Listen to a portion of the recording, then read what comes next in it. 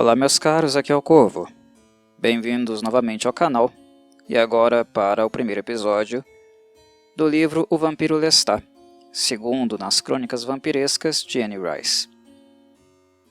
Inicio aqui minha pequena apreciação do livro, meus pequenos comentários acerca de trechos, nesta série que promete aí uns bons capítulos, talvez 2 dezenas deles. Vamos ver. De acordo com a fluência da minha revisita, da minha inspiração, eu irei progressivamente publicando alguns episódios comentando um pouco sobre a obra de Anne Rice, este segundo livro, a sequência de entrevista com um vampiro, que na verdade não se trata necessariamente de uma sequência em si, no sentido de continuidade daquela história, mas sim um novo take sobre o passado, sobre a gênese vampiresca, a gênese das crônicas em si, porque o Lestat, quando desperta da sua latência, do período onde ele ficou praticamente adormecido debaixo da terra, quando ele volta à ativa, descobre o livro de Louis, ele se sente inclinado por uma série de questões, as quais eu irei falar um pouquinho mais daqui a pouco, a escrever o próprio livro, o livro dele. Então, digamos que o movimento conceitual que Anne Rice faz não é tão diferente assim do livro de Louis. A diferença básica é que Lestat conversa consigo mesmo, e não tem uma outra pessoa para fazer tal registro, como Daniel Molloy. Mas o que ele vai fazer nada mais é do que uma viagem histórica segundo o olhar dele, e para uma época que no caso antecede a época de Louis, e com motivações, inclusive, não tão altruístas como a do vampiro melancólico, muito pelo contrário. Lestat é um demônio, e ele sempre se orgulhou de ser um demônio, vaidoso, orgulhoso, monstruoso. Pois bem, vamos então comentar um pouco a introdução do livro, o que precede ao momento onde ele se senta, lá na metade da década de 80, coloca um disquete, vejam só, um disquete, em um pequeno computador portátil, o que já existia de fato, né? Para nós, aqui no Brasil, nos anos 80 isso custaria uma fortuna, mas existiam computadores portáteis, cuja função era apenas realmente textual, nada mais do que isso. Mas enfim, ele se senta, coloca seu disquete no seu computadorzinho portátil e começa a escrever a sua história. Mas antes de fazê-lo, Lestat nos introduz um pouco ao período de latência, ao seu despertar, e o que o moveu de fato a sentar-se para escrever o seu livro. O seu livro que teria uma apresentação não apenas literária, mas apareceria também cercado de outros produtos artísticos além da literatura, porque ele queria fazer um estardalhaço muito maior do que aquele que o Louis fez. Claro, típico dele. Mas vamos lá, vamos pelo princípio de fato. Uma coisa que é importante notar, já na introdução do livro, nas primeiras palavras de Lestat, é a expressão, a reafirmação da personalidade dele. Personalidade a qual, por sinal, eu tenho horror.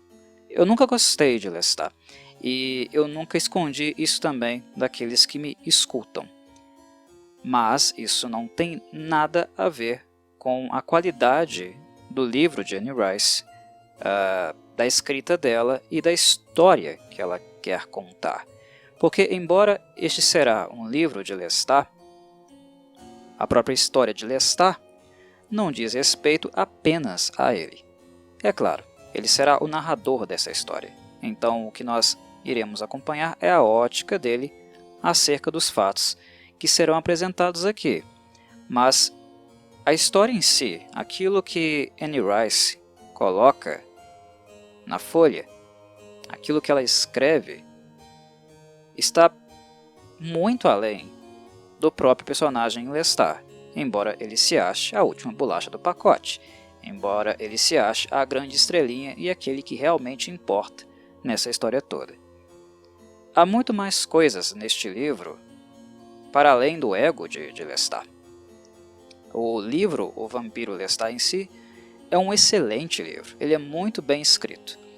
Eu penso que ele não se iguala em profundidade, né, em intensidade, como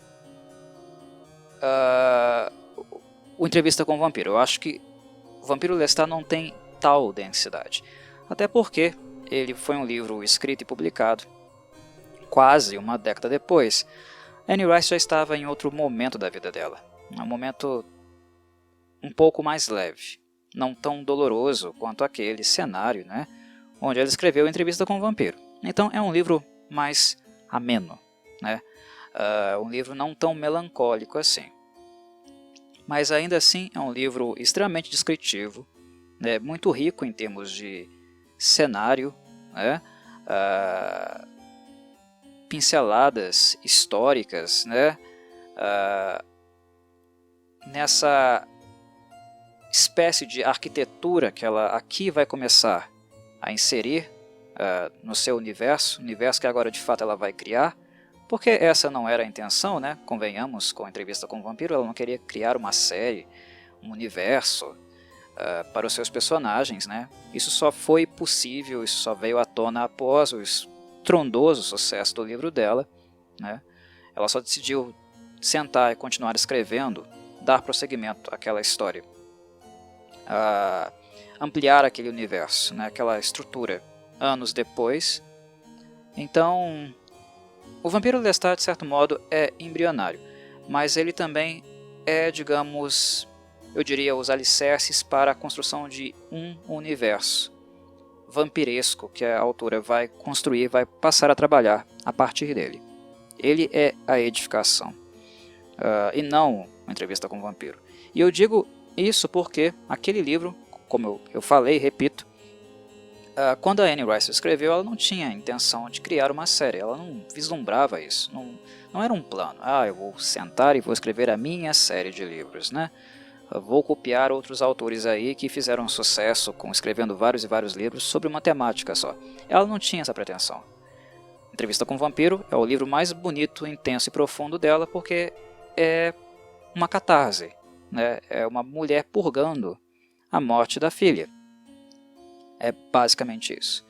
Aqui ela já está em outro momento, né? Em um momento onde o luto foi vivido, a morte de uma filha, o filho não se supera de fato, a gente aprende a conviver com o fato, né? Mas a marca, a cicatriz sempre será constante, mas a Anne Rice espiritualmente está num momento bem melhor do que ela estava antes, né? Então é um livro que será mais leve, mas ele também será rico, muito rico de cenário, né? Muito rico esteticamente falando, porque ela de fato vai começar a florir este universo aqui, que ela vai começar também a edificar, né? Colocar alguns tijolinhos, digamos assim. Então é um livro muito rico mesmo, e está longe de ser apenas um livro sobre Lestat. E esse é o fato que eu preciso deixar claro desde já. Embora o Lestat não me provoque nenhum suspiro, porque eu estou longe de gostar de pessoas egomaníacas, narcisistas, egocêntricas e vaidosas, não é o tipo de pessoa que me atrai, jamais me atraiu, portanto eu não gosto dele.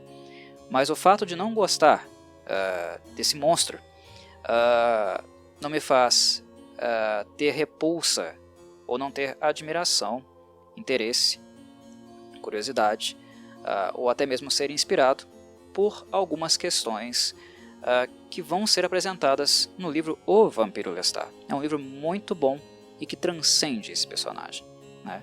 O que de fato também me motiva a estar aqui comentando um pouco sobre ele, né? Mas vamos lá. Primeiro de tudo, embora a abertura seja formidável, e eu acho realmente formidável a abertura do livro, como Anne Rice escreve aqui, e já também eu já vou falar por quê por que eu acho que é formidável, primeiro, antes eu tenho que colocar uma crítica. Deixar claro uma coisinha que eu não gosto aqui. É aquela coisa do pensamento mágico. Quando a obra de fantasia é escrita de forma fantástica, mas quando ela perde um pouco de contato com o real. Eu acho que a grande fantasia, a fantasia refinada, é aquela que sempre está próxima do real, onde a fantasia em si, seus personagens, suas figuras, metáforas e símbolos espelham algo do mundo real, te faz refletir sobre coisas reais. Mas existe aquela fantasia que é fantasia de pensamento mágico, né? Onde coisas são introduzidas numa história, né? Fenômenos, poderes, né? Ou até mesmo desejos, apenas por ser cômodo introduzi-las assim.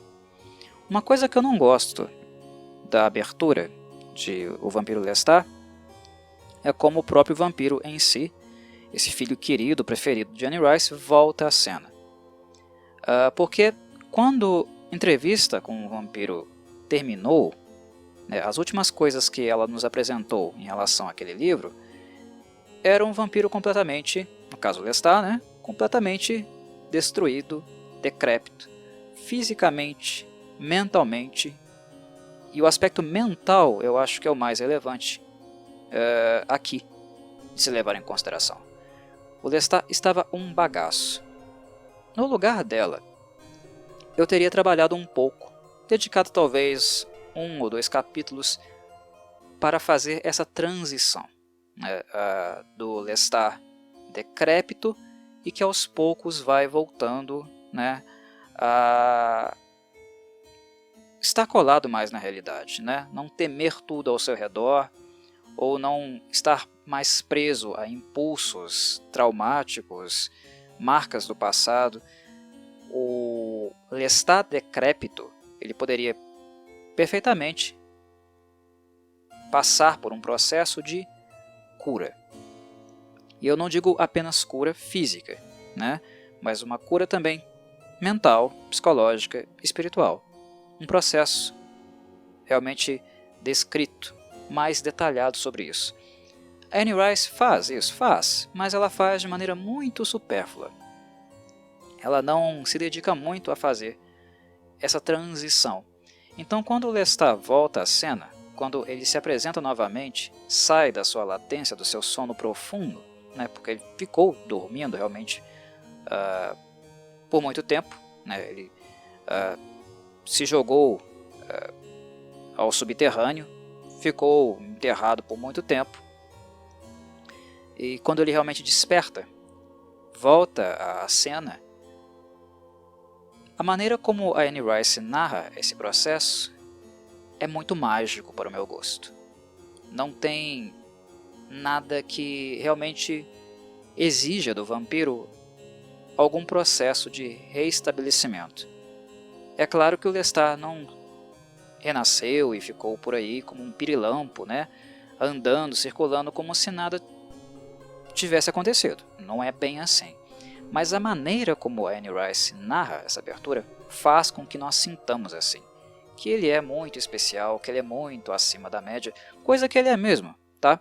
A origem de Lestat, aquilo que será apresentado aqui nesse livro, né, a fonte do poder dele é assustadora realmente. E é isso que faz dele tão chamativo em termos de poder, né, em termos de regeneração e coisas do tipo. Tem uma razão de ser. Mas esse processo aqui foi muito mágico para o meu gosto, muito breve para o meu gosto, né? Os percalços eu acho que seria interessante de serem mais trabalhados, mais desenvolvidos, porque afinal de contas as crônicas vampirescas, pelo menos os primeiros livros, são dramáticos.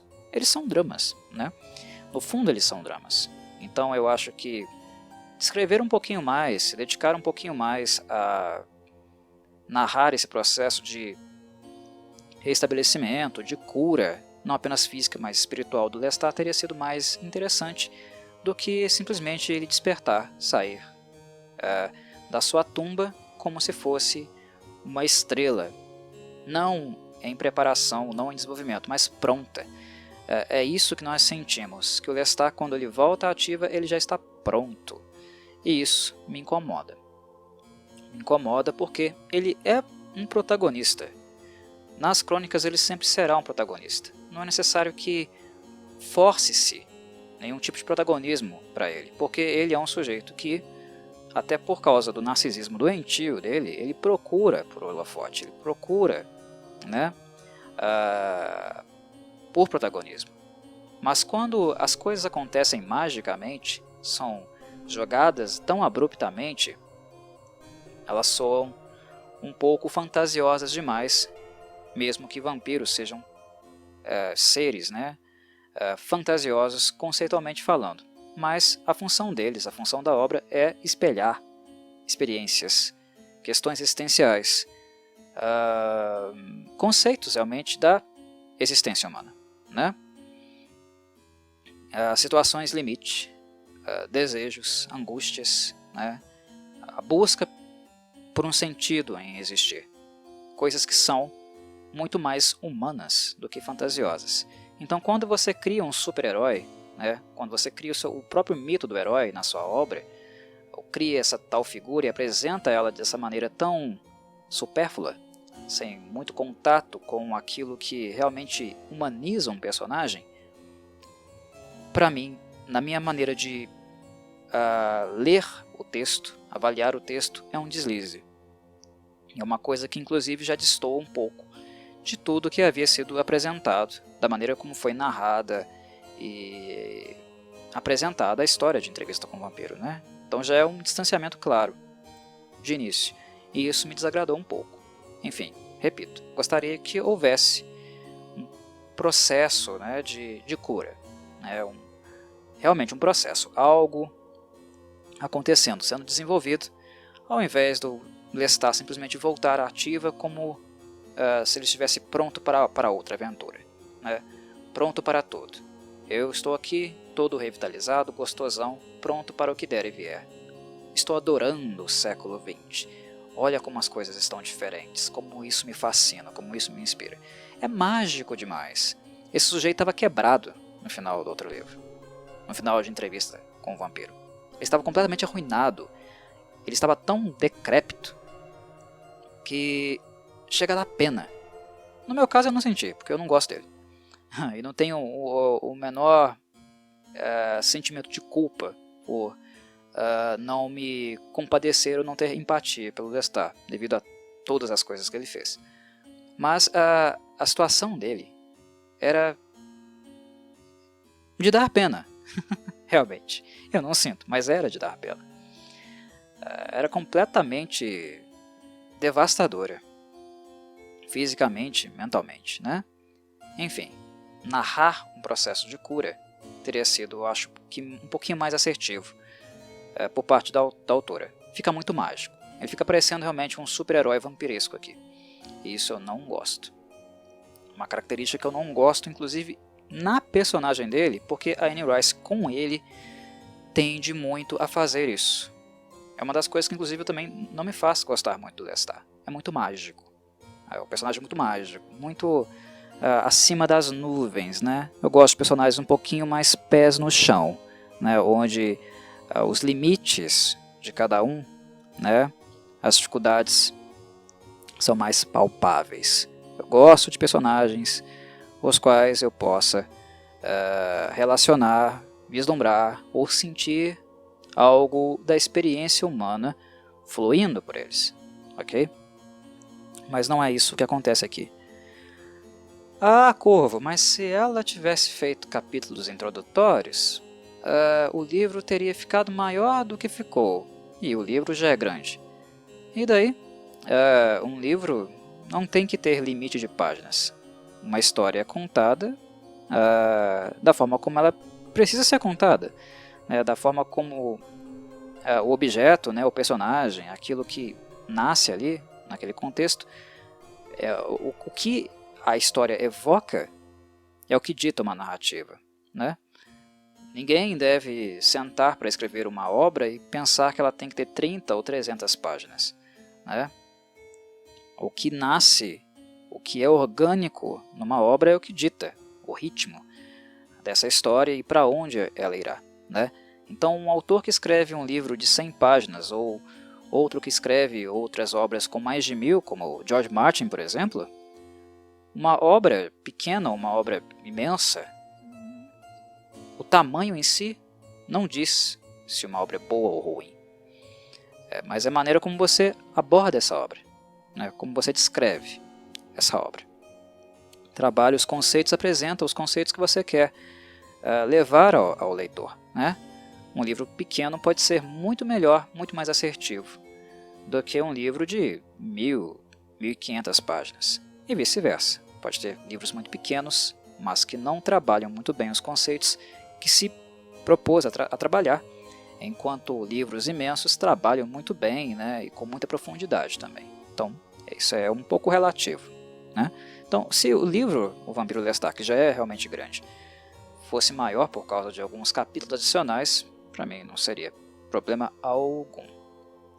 Ok? Mas enfim, vamos lá para o Lestat. Como ele aparece, como ele ressurge na cena.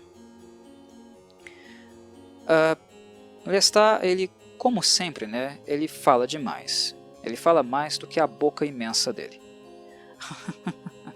Ele é um sujeito verborrágico. Lestat adora ouvir a própria voz.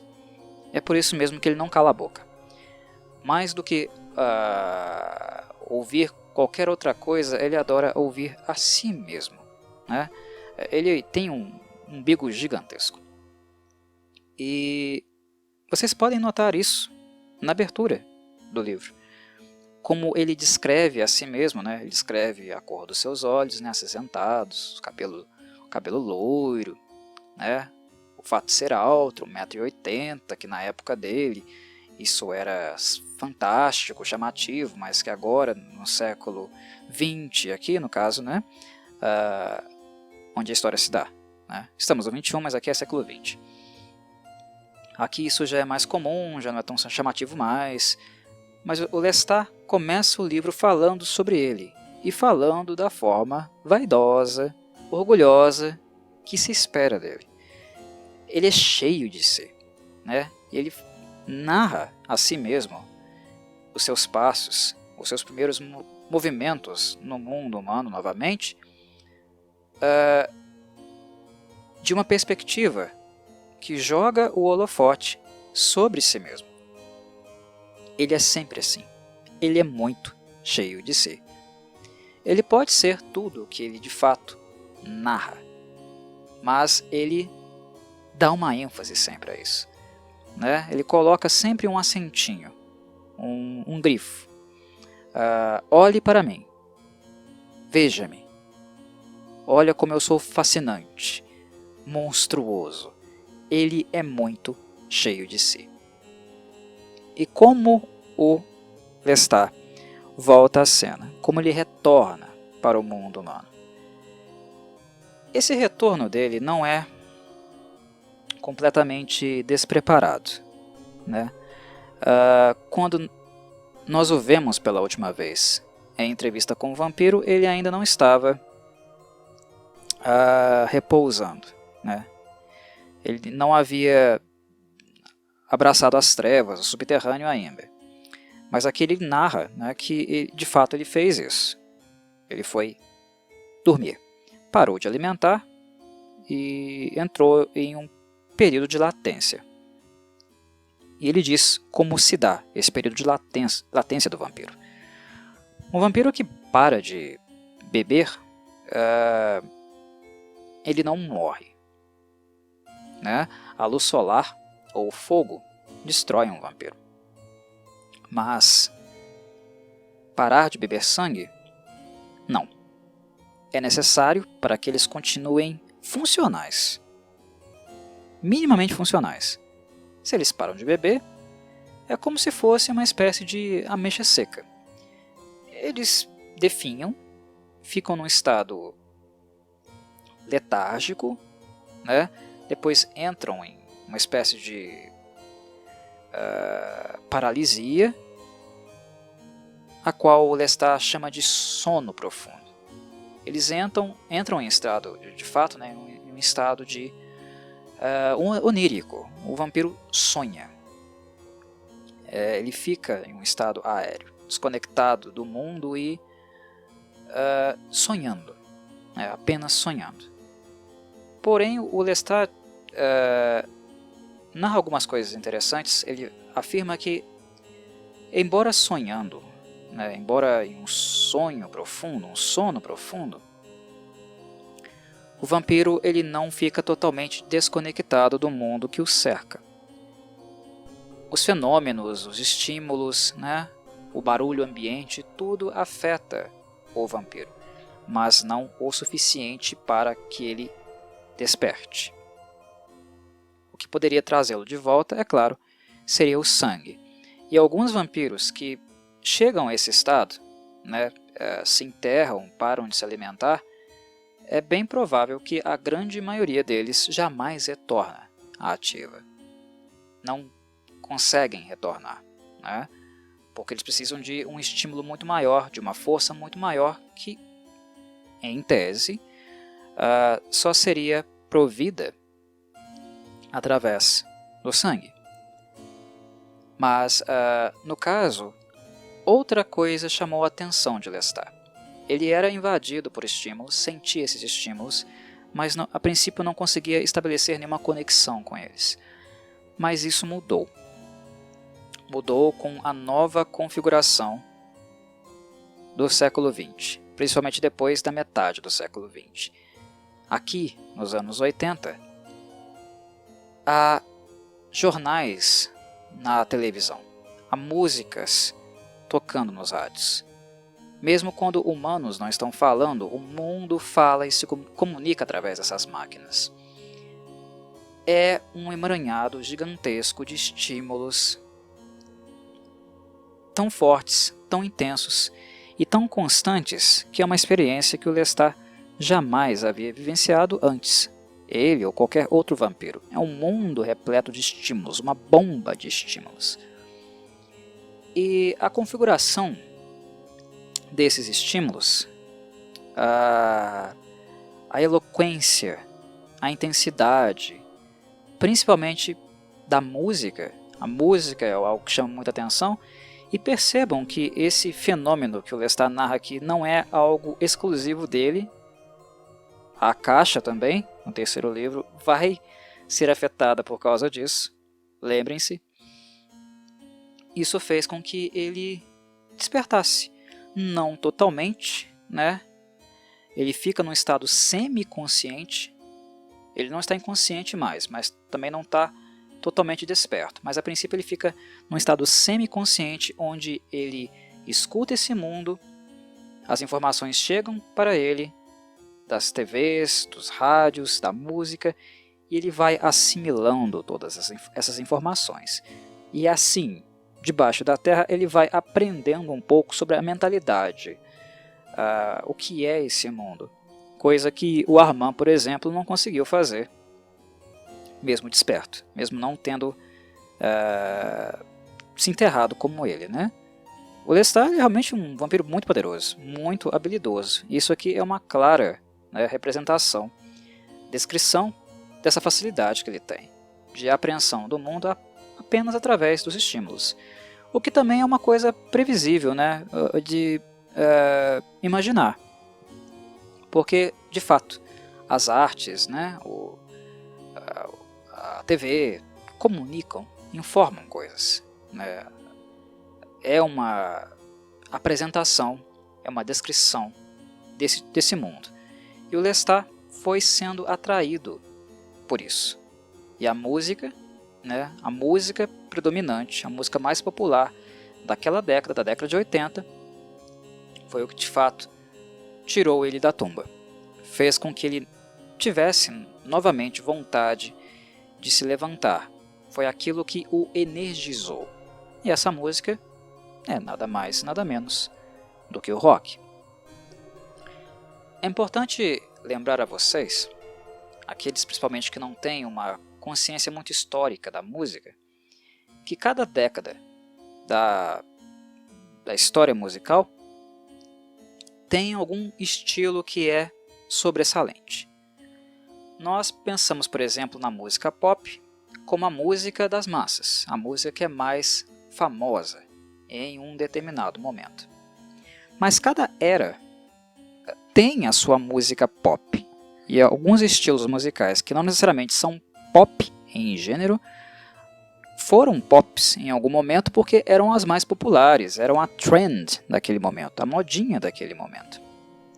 E na década de 80 foi o rock, o gênero que foi mais popular do que nunca havia sido antes. A música do momento, o estilo do momento, né? Aqui, 1985, época em que o Lestat está voltando à ativa, está voltando ao mundo humano, o rock estava mais popular do que nunca e era considerado a música das massas. Inclusive, a Music Television, a MTV, nasceu como uma emissora para apresentar esse gênero, inclusive também estabelecendo tendências estéticas, né, influenciando na maneira de vestir, como as músicas deveriam ser tocadas. Era uma emissora criada para vender a imagem do rock, essa imagem nova, cheia de purpurina, colorida. O glam era muito famoso nessa época, né? O glam, o hair metal. Mas por que o rock passou a ser taxado com esses termos, mesmo sendo basicamente a sua estrutura mais famosa, mais tradicional, sonoramente falando, do hard rock? É porque se tornou um produto industrializado, comercial. Vendia-se não apenas música, mas toda uma imagem, né, uma ideologia por trás daquela imagem. Como se comportar, como parecer. É uma época de fato muito estética, né, e muito industrializada, onde a música afetava uma série de outros produtos e mercadorias, né, toda uma tendência estética de moda, daquele contexto. E a MTV era a emissora, ela foi criada para isso, para pulverizar essas coisas, para vender produtos. Aquilo que era musical, aquilo que ela estabelecia como o que era cool, legal, e muitas outras coisas além disso. Shampoos, cosméticos, roupas, sapatos. Né? Pensem em Los Angeles, pensem na Sunset Strip, todo aquele cenário. O rock ajuda a moldar aquele cenário, né? E a MTV catalisando, né? Monopolizando toda uma narrativa sobre o gênero e a música, contribuiu mais ainda. Esse cenário glamuroso, atrai o Lestat. Porque se vocês pararem para pensar, isso tem tudo a ver com ele. Tem tudo a ver com o Lestat. Quem, mais do que o Lestat, adora glamour nas crônicas vampirescas? Ninguém, mais do que ele, adora glamour. Ele é o sujeito mais materialista, mais glamuroso das crônicas. Inclusive, é um traço do Lestat que me faz considerá-lo, de fato, um vampiro muito materialista. E por ser materialista, muito banal, né?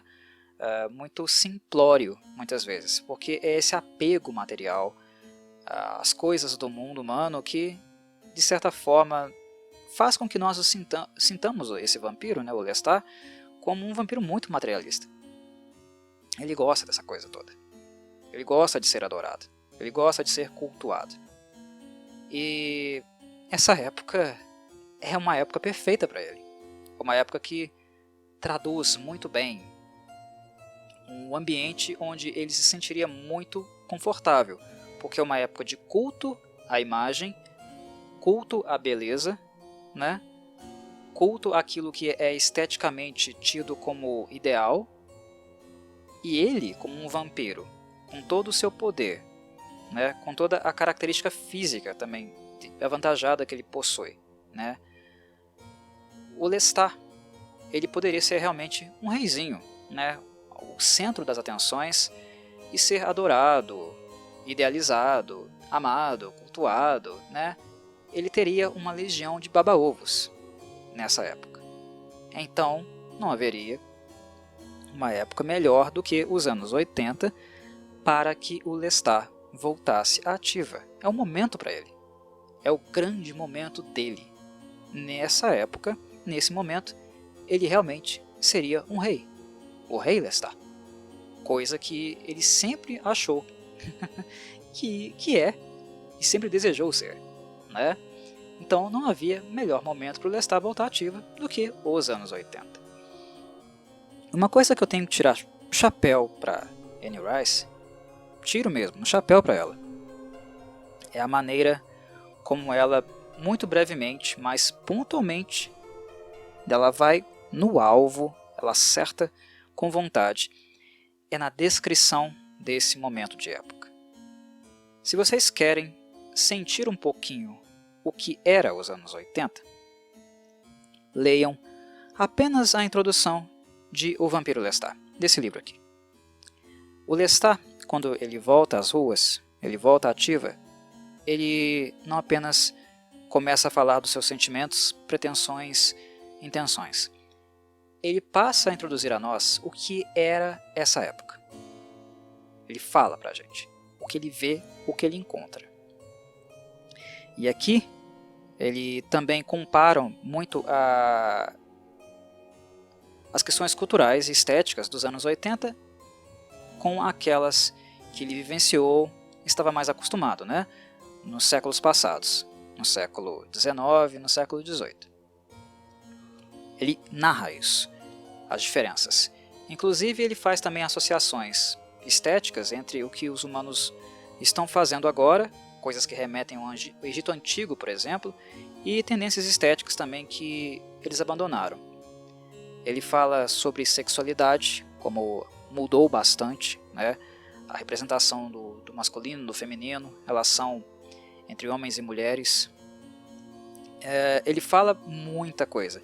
Ele narra os anos 80, ele dá um testemunho dessa época muito interessante, porque ele aborda a música dessa época, descreve como era a música dessa época, o cinema, a moda, a política e até a religião. O Lestat narra essas coisas. E é a Anne Rice falando, uma autora, né, que é bem velhinha, né? Ela é lá da década de 40, se eu não estou enganado. Anne Rice é velhinha.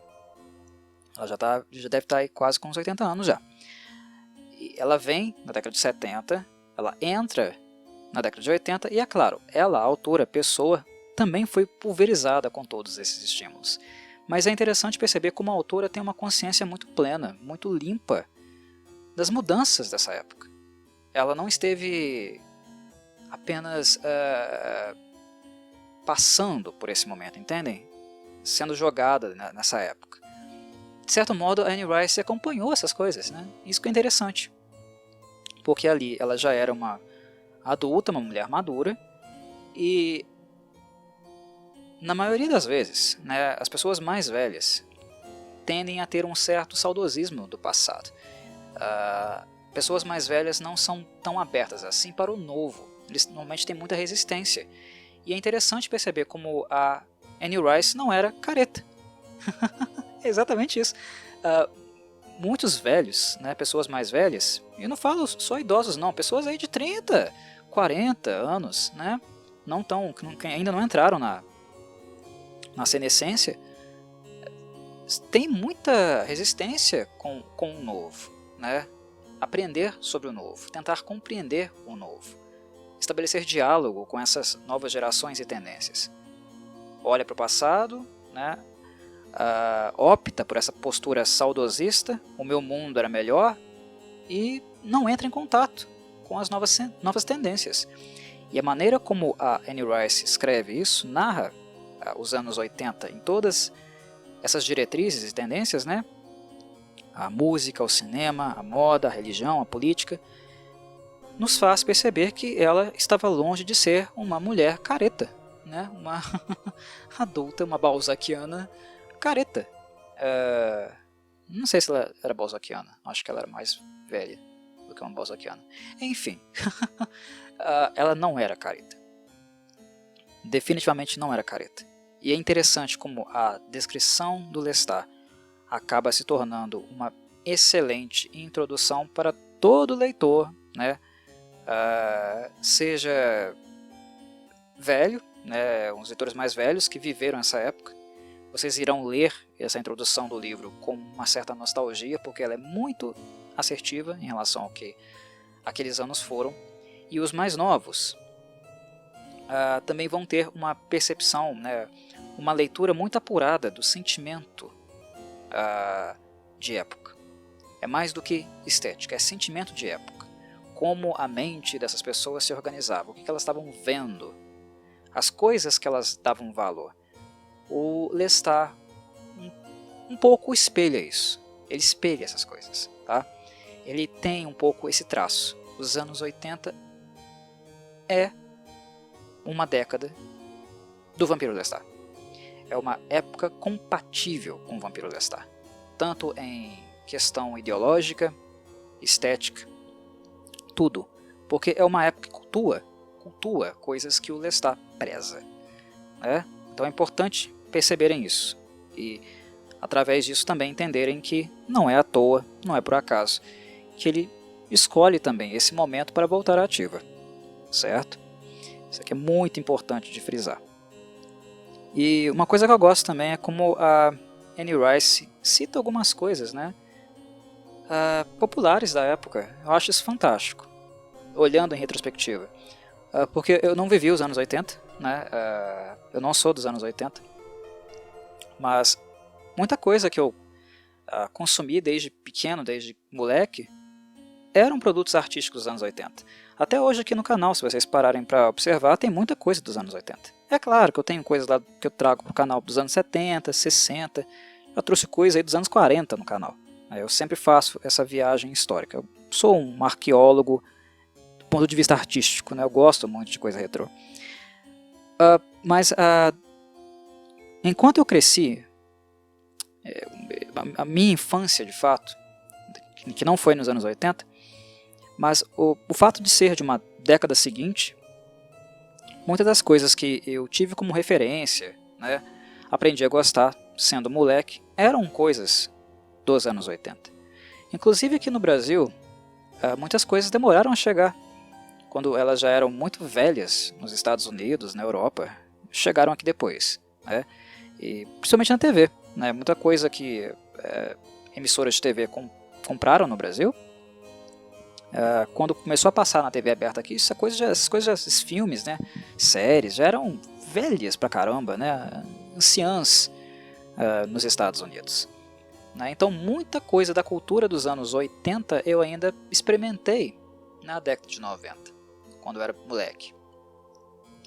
E por isso, né, não é nem necessário a gente ter nascido, vivido, ter tido de fato uma infância nos anos 80. As crianças dos anos 90 tiveram contato com coisas noventistas, mas oitentistas também. Né? Então, quem é dos anos 90, vai ler esse trecho, também vai sentir um pouquinho de nostalgia com a fala do Lestat. E aqueles que já são millennials, né? Aqueles que nasceram nos anos 2000, mas que gostam da cultura oitentista e têm conhecido um pouco mais sobre ela, né, através de algumas tendências hipsters aí, né, dos últimos anos, ou então com séries com estética oitentista, como Stranger Things. Se vocês gostam da estética oitentista, essa introdução de Vampiro Lestat, vocês vão adorar essa introdução, porque ela tem esse espírito, né? Ela comunica esse espírito, porque o espírito oitentista, o espírito pop, né, rock, é o espírito do Lestat. E é interessante quando a Anne Rice passa a falar através dele, né, sobre coisas populares da época. Ela cita, por exemplo, aqui o filme do Francis Ford Coppola, né, um filme muito famoso, um filme muito aclamado, de guerra, né, um filme bélico, chamado Apocalypse Now. É um filme muito marcante para a sua época. Como o Lestat veio à tona e ele agora é uma estrela de rock, né? É isso que ele quer ser. Nada mais adequado para ele, nada mais previsível, né? Era esperado que ele seria uma figura do rock, uma estrela do rock, porque reforça. O holofote dos anos 80 é no rock, era a música popular, né? Muito popular. E o rock também é mais ultrajante, né? É um gênero de musical menos seguro. Dos anos 80 era um gênero que desafiava muito a moralidade, né? Tocava em temas considerados cabeludos, né? Problemáticos, né? Incomodava muito os conservadores. O rock era um gênero muito de rebelião, né? E isso atrai o Lestat, porque ele tem orgulho de ser uma criatura das trevas. É assim que ele se sente bem, sendo um contraventor. Ele é cruel, né? É uma coisa que me incomoda nele, porque ele gosta da crueldade. Mas interessante citar, não vou ser injusto, que aqui ele não está com muita vontade de matar inocente, não. Tá? Isso é um ponto importante de dizer. Que ele, de certa forma, ele despertou um pouquinho mais ameno em relação às pessoas inocentes. Mas ele gosta de ser um contraventor. Ele gosta do glamour que as trevas lhe dão. É uma coisa até ambígua do Lestat, porque o que ele sempre purga, o que ele sempre purgou, foi a vida que ele perdeu. Tá? Ele é ressentido com isso, porque quando o Lestat perde a sua vida, ele perde a sua vida no auge da sua juventude, no momento onde essa vida era mais pulsante nele, e ele se ressente disso. É algo que eu ainda não vou aprofundar, é algo que eu ainda não vou falar muito, porque isso será tratado posteriormente no livro, né? Então não tem por que eu falar sobre isso agora. Mas é importante vocês perceberem essa dicotomia que acontece com o Lestat. É algo entre o ressentido, porque ele busca, inclusive tenta ser legal, cool, né? Entrar nessa onda nova do pop, até porque ele quer se sentir vivo, né? Isso atrai ele, tem um pouco a ver com essa perda, né? Esse objeto perdido que ele nunca consegue recuperar. Mas ao mesmo tempo o Lestat também convive com essa coisa do glamour que as próprias trevas dão a ele. Ele tenta conciliar o melhor dos dois mundos. Ser um monstro glamuroso e através do poder concedido a ele, né? O poder que as trevas lhe favorecem, que o torna especial perante os humanos, é algo que o vampirismo fornece, e ao mesmo tempo tentando simular, tentando desesperadamente, né, sentir-se vivo, pulsar como os humanos, coisa que, por sinal, como vampiro ele já não pode mais. É curioso, né? É até sintomático a gente parar para pensar.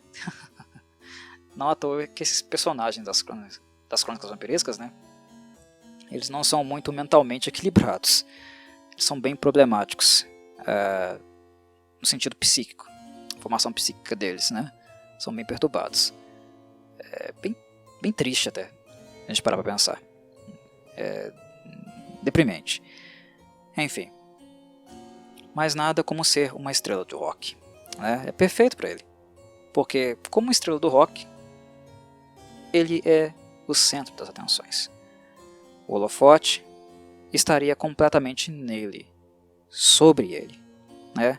Ali ele reinaria muito bem, de maneira muito confortável, sendo completamente alimentado nas necessidades do seu ego durante muito tempo. Pelo menos aí até o fim da década, né? Se a história tivesse durado até lá, né? Se o que acontece nesse livro tivesse durado tanto assim, não vai durar, porque o Lestat, como sempre, ele é inconsequente, ele não mede muito a dimensão dos seus atos, ele extrapola sempre, né? Ele causa muito problema em relação a isso. Então, uma mínima configuração que vai se formar, né, vai se estruturar, normalmente ela tende a cair por terra em virtude desses excessos dele, dessa inconsequência, que pode ser lida, interpretada, claro, e muitos vampiros das crônicas interpretam assim como um gesto infantil, né, de um moleque de profunda estupidez.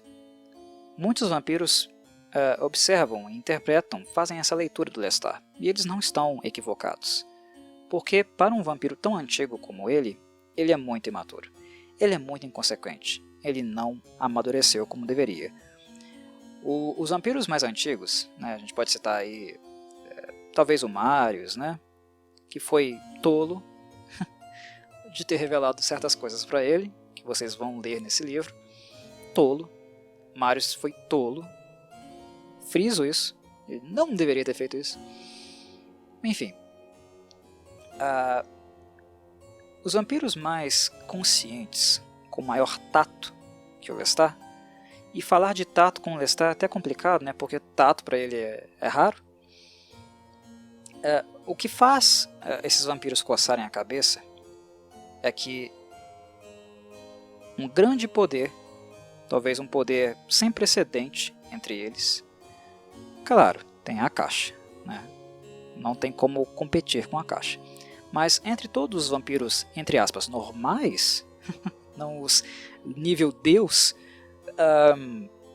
o Lestat é muito poderoso. Ele tem um poder imenso, mas é como se você estivesse colocando uma bomba atômica nas mãos de um sujeito completamente imaturo, narcisista, e que não superou o ressentimento da sua perda, o roubo da sua juventude, o roubo da sua vida no momento de maior liberdade pulsar, que será descrito, apresentado pelo próprio Lestat aí nos primeiros capítulos do livro. E isso é uma... como colocar? É uma bomba relógio, é de fato uma bomba relógio, pronta para explodir a qualquer momento. O Lestat precisa de rédeas, ele não funciona bem com rédea, não funciona. E, de certo modo, colocar rédeas nele é uma coisa também só temporária, porque ele vai dar um jeitinho de se ver livre delas. E isso é complicado, é problemático, faz com que os anciões, né, os vampiros mais antigos, cocem a cabeça, porque é um poder muito extremo, gigantesco, nas mãos desse moleque narcisista. Mas é o que dá para muitos leitores, né, das crônicas vampirescas o tempero da obra, né? O sabor por lê-la, digamos assim. Mas enfim, estrela do rock. É o que o Lestat é. É o que Lestat é. Voz falhando, desculpa pessoal. Vamos lá. Uma coisa que eu gosto também de mencionar, preciso mencionar aqui, nesse momento, é outra referência que a Anne Rice faz. Tinha um programa de TV, na verdade ele existe ainda, né? Ele terminou nos anos 2000, mas depois ele voltou logo em seguida, numa versão nova. Mas é um programa antigo, popular, da TV britânica, que começou lá em 1964, chamado Top of the Pops.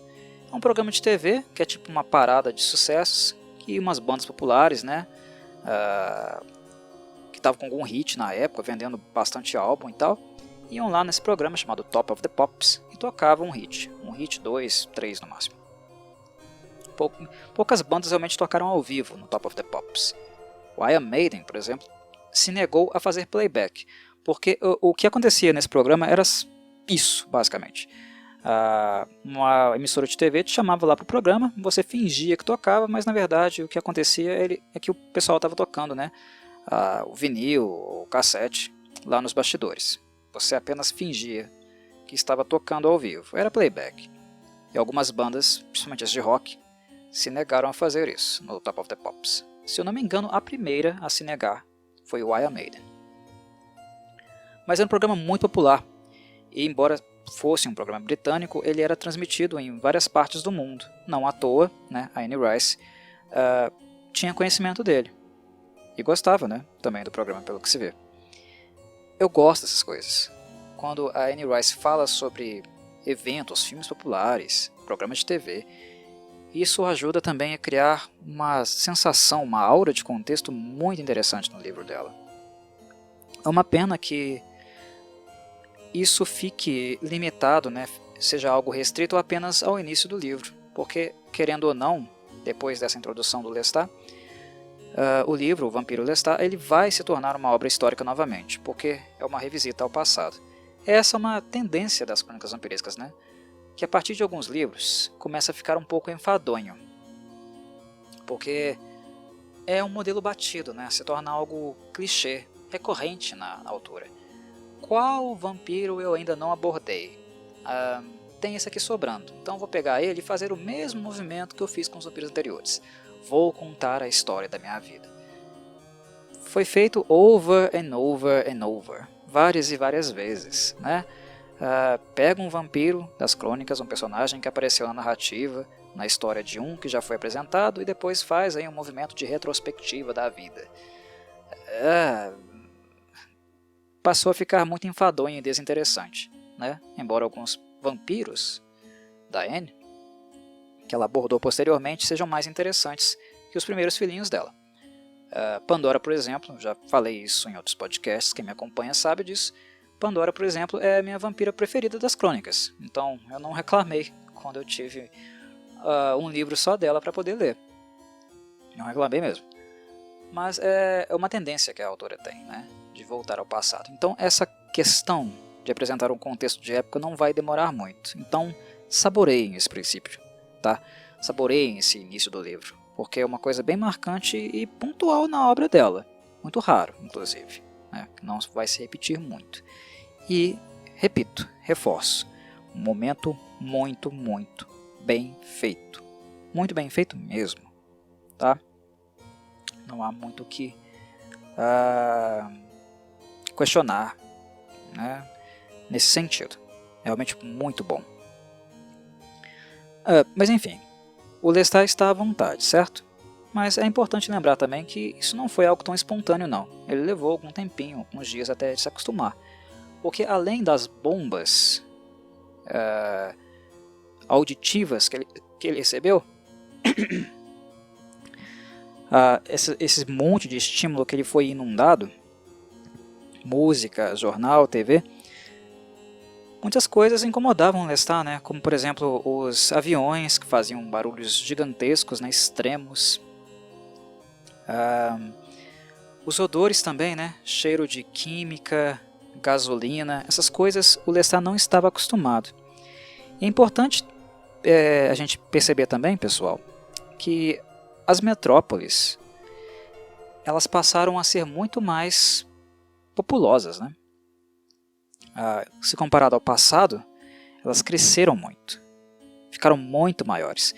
Então é muita gente mesmo, né? Ocupando o mesmo espaço, falando o tempo inteiro. E para quem é oriundo de uma época onde mal se caminhava à noite, né, o tráfego de pessoas era realmente muito pequeno. Imagina a barulhada, o inferno que é isso. Até nós que nascemos, né, numa época contemporânea, nos incomodamos com tanta poluição sonora. Imagina para um vampiro que veio de uma época muito mais silenciosa, mais soturna, mais escura inclusive, né, porque as cidades não tinham toda essa luminária, né, inclusive nos carros, nos postes, todo esse neon dos anos 80, não tinha isso. Imagina o que é isso para um vampiro como Lestat. Se ele foi preparado, se ele teve um pouquinho de instrução mental a partir dos sons, das músicas, dos jornais, daquilo que ele ouvia quando ele ainda estava enterrado, quando ele sai, quando ele volta para as ruas de Nova Orleans, dessa nova Nova Orleans do século XX, é claro que ele não estava preparado para todos os outros estímulos, né? Os olfativos, né? Os visuais, né? Todas essas cores absurdas, brilhantes em todos os lugares. Então ele demora um pouquinho, né, para de fato se acostumar a tudo isso. Mas logo logo ele se encanta, porque o glam, né, esse espírito de época glamuroso, como eu falei, é algo muito constante, intenso, né? Permanente o tempo todo. Então tem esse aspecto. Ele se apaixona por isso, e logo logo ele começa a se adaptar. Mas uma coisa que choca o Lestat, e que se torna, né, realmente o motim, o objetivo central, a motivação central para ele escrever esse livro aqui que nós iremos ler, foi o fato de ter descoberto o livro do Louis, Entrevista com o Vampiro. Eu já falei isso anteriormente. Teve um vídeo no canal que eu expliquei, né, comentei um pouquinho porque eu gosto mais do Entrevista com o Vampiro do que esse livro aqui. E nele eu deixei bastante claro que a razão principal do Lestat para escrever seu livro, escrever O Vampiro Lestat, não foi nenhum movimento altruísta, nada parecido com isso como foi o do Louis. O Louis ter escrito Entrevista com o Vampiro foi além de um desabafo, além de um movimento desesperado para ser compreendido, para purgar, lamuriar, compartilhar com alguém a sua história de vida. Dar aquele depoimento para o Daniel Molloy também foi uma grande contravenção. Para os vampiros, para o mundo dos vampiros, falar sobre eles, revelar a sua existência, é um crime tão sério, tão grave, passível, né, de punição com a morte, com a destruição, como é o crime de matar um outro vampiro, né? Aquele crime que, por sinal, né, Cláudia foi executada no livro anterior. Quando o Lestat descobre que o Louis fez isso de cara já o incomoda. Porque vem à tona, ele fica ciente de que o maior contraventor do mundo entre os vampiros certamente é Louis de Pointe-du-Lac. Isso tira o protagonismo do Lestat. Ele é invejoso. Ele é invejoso. Esse lugar, na cabeça dele, deveria ser dele. Como um vampiro pode ser mais ultrajante do que ele? Como um vampiro pode ser mais contraventor do que ele? Não, Louis, eu não vou deixar você fazer isso não. Agora eu acordei, agora eu vou colocar os pingos nos is. Você não vai ficar com esse protagonismo. Então é um movimento invejoso, é um movimento orgulhoso, vaidoso da parte do Lestat escrever o seu livro. Porque ele se incomoda. Mesmo que o Louis não tenha dado a entrevista com a pretensão de que fosse feito dela um livro, que esse livro se tornasse um best-seller. Não, o Louis não quer ser uma estrelinha, né? O Louis nunca pretendeu ter tal protagonismo. Não faz o seu estilo. Mas isso acabou acontecendo em virtude do Daniel Molloy ter feito, né, ter publicado toda a entrevista. Transcreveu e publicou. Isso incomoda o Lestat de uma maneira absurda. Porque o Louis é protagonista. Protagonista das Crônicas Vampirescas. Coisa que ele não admite e que a Anne Rice, que é puxa-saca dele, puxa-saca, tá? Não ouviram não? Vou repetir. Puxa-saca. Ela puxa o saco do Lestat. Na cara dura. Chega até a encher o saco às vezes. Mas enfim. A partir daqui, ele não vai deixar que isso aconteça. De jeito algum. Se o Lestat está numa história das crônicas, ele sempre vai tentar puxar, a partir de agora, o protagonismo para ele. Porque ele, na cabeça dele, ele que tem que ser o superstar. Né? Não à toa, ele é a estrela do rock aí. Se juntou a bandinha lá fracassada, né? Noite de Satã, que não tinha nenhum direcionamento, e fez dela uma banda de sucesso. Ele precisa disso, ele se alimenta disso, de atenção. Ele é extremamente vaidoso. Mas uma coisa que mais o incomoda, além disso, além do protagonismo do Louis, foi o fato da forma como o Louis o descreveu. E vejam bem, o Louis não mentiu. tá? Não mentiu. As coisas que o Louis disse não são inverdades, porque o Louis descreve efetivamente no seu livro ações do Lestat, coisas que ele efetivamente fez.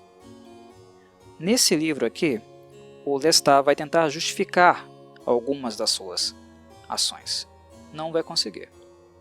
A ponto de se eximir. A ponto de sair como um bonzinho da história. Não, ele não vai conseguir fazer isso. Né? Tirem o seu cavalinho da chuva aqueles que acham que o Lestat, com esse livro aqui, justifica as suas ações em relação ao Louis e à Cláudia. Não justifica. Tá? Ele não vai conseguir fazer isso. Mas ele vai dar uma certa imersão, né? Ele vai fazer um certo enriquecimento na apresentação de alguns fatos que, de certo modo, vão deixar mais claros para nós por que ele fez algumas coisas que fez. Qual era o motivador? Quais eram realmente as marcas, né, que condicionaram o Lestat a agir daquele modo?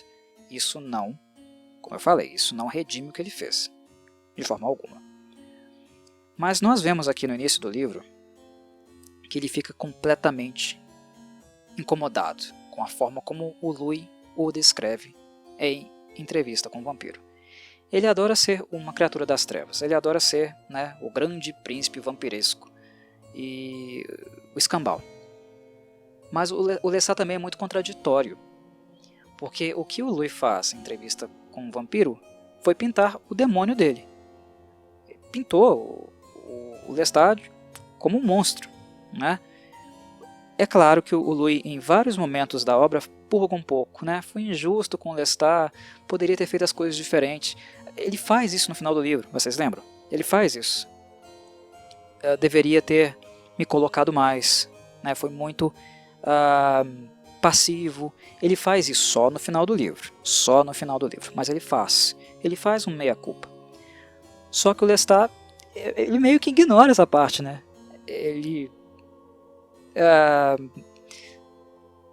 Eu acho que a parte que o Lestat o pinta como um demônio fala mais alto, mexe com o ego dele, machuca. Ele aqui ele sai pela tangente, né? Fala, nossa, eu odiei o Louis pela forma como ele descreveu, pelas mentiras que ele contou sobre mim, né? Eu vejo muita desonestidade na fala do Louis, mas ainda assim, né, o meu amor por ele é maior que o ódio. Balela, tá? Ele tá mesmo aqui com dor de cotovelo, né? Ele tá doído, sentido, tocou na ferida dele, porque o Louis expôs o Lestat, expôs ele, e com cores, né, com uma conotação nada agradável. A Entrevista com o Vampiro faz com que você se padeça pela figura do Louis, né, e incrimine o Lestat, aponte o dedo para ele. Ele não gosta disso. Não gosta. O que é ambíguo, é contraditório com a típica personalidade dele, né? O gosto dele por ser uma criatura das trevas, né? Ser o mauzão. Mas quando alguém pinta ele, né, como um diabo, ele não gosta. E isso é novamente, né, um elemento para vocês perceberem o quanto o Lestat é um vampiro narcisista. E eu fiz um vídeo aqui no canal só para falar disso. Eu falei nesse vídeo só disso. Fiz um vídeo para falar do narcisismo do Lestat. Procurem aí na playlist das crônicas que vocês vão encontrar esse vídeo. Por isso mesmo não vou me aprofundar tanto aqui assim nesse tema. Mas dói no ego dele. Então ele tá fulo da vida, porque o Louis tá com todo o protagonismo da obra e ao mesmo tempo pintou ele como um demônio. Então, por orgulho, por vaidade, ele faz o quê? Ele pretende fazer o quê? Primeiro, reconquistar o seu trono, né? Coisa que o Louis não tomou dele, nem pretendia tomar, mas ele faz essa leitura, né? Ele entende assim, que ele deixou de ser protagonista e ele precisa ser protagonista de novo. É muito babaca, muito babaca, muito vaidoso, muito orgulhoso. Mas enfim, na cabeça dele ele tem que reconquistar esse espaço. Então ele colocou na sua cabecinha minúscula que ele tem que escrever um livro melhor, um livro mais impactante e um livro que atinja mais pessoas, profundamente. Uma coisa que o Lestat percebeu, algo que de cara ele já sacou, é que a maneira como o Louis conta a história revela muita coisa sobre ele e sobre todos os outros vampiros, o que fez de Louis um pária. Mas não foi impactante o suficiente a ponto de que os humanos lessem o livro e entendessem aquilo como realidade. É apenas uma obra de ficção, como Drácula. Inclusive, a Anne Rice fala, né, que os humanos aqui, a bandinha lá, do Lestat, os jovens que ele encontrou, não estavam mais interessados em Drácula, que Drácula tinha ficado desinteressante, caiu de moda, né? A Anne Rice é muito escorregadia às vezes. Ela desmerece alguns outros autores vampirescos no livro dela. Isso está longe de ser verdade. Drácula continua sendo um livro maravilhoso. Eu leio Drácula com prazer gigantesco, imenso, da mesma forma que eu leio o livro dela. Mas ela também tem um pouquinho, né, de vaidade. Né? Vamos combinar, né? Bater no Bram Stoker assim, gratuitamente, faça-me um favor. Pera lá, né? Baixo. Mas enfim, duas obras muito boas, excelentes, não tem por que ficar fazendo isso. Mas ela é escorregadia, ela faz isso aqui no livro. Né? Então o Lestat conta, né? Ele percebe, na verdade, na postura dos jovens que eles não estão mais interessados no vampiro clássico e estão completamente mergulhados, né? Apaixonados, enamorados por esse vampiro mais contemporâneo, melancólico, né? Esse poço de deprê. O Louis, ele meio que captura, né? Ele meio que no caso aqui da história, ele seria uma das fundações para toda uma estética, um modo de ser, culturalmente, de se expressar gótico, eu diria. Bem deprê, né? Um vampiro melancólico. O Lestat nota isso. Mas ele percebe que as pessoas, né, os jovens, lidam com esse livro, lidam com o personagem de Louis como se fosse uma ficção, um personagem, uma inspiração para que eles se expressem, né, se manifestem artisticamente, né, socialmente daquela maneira. Então o Lestat chega à conclusão do que? Primeiro, o Louis é um pária. E o livro dele é um livro de ficção. Foi lido assim. Então o Lestat, o que ele faz? Vou escrever um livro que agora eu não apenas revelo sobre os vampiros. Eu vou escrever um livro que conta para os humanos como destruí-los. Como acabar com a raça desses sanguessugas lazarenos. Venham até mim, vampiros. Venham me destruir. Ele é muito irresponsável. Mas foi isso que restou para ele. Depois do que o Louis fez, depois de tudo que o Louis revelou em entrevista com o vampiro, só sobrava isso. Só sobrava isso. Narrar uma forma onde o bem-estar, a vida de todos os vampiros, a integridade deles fosse colocada efetivamente em perigo. Não basta mais a revelação da sua existência. Não, eu tenho que colocar nas mãos dos humanos as armas necessárias para que os humanos os destruam.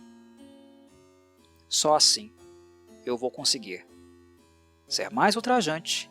Só assim eu vou conseguir atrair a atenção de todos os vampiros do mundo sobre mim, fazer com que todos me olhem, me odeiem, e só assim eu vou tirar do Louis esse protagonismo.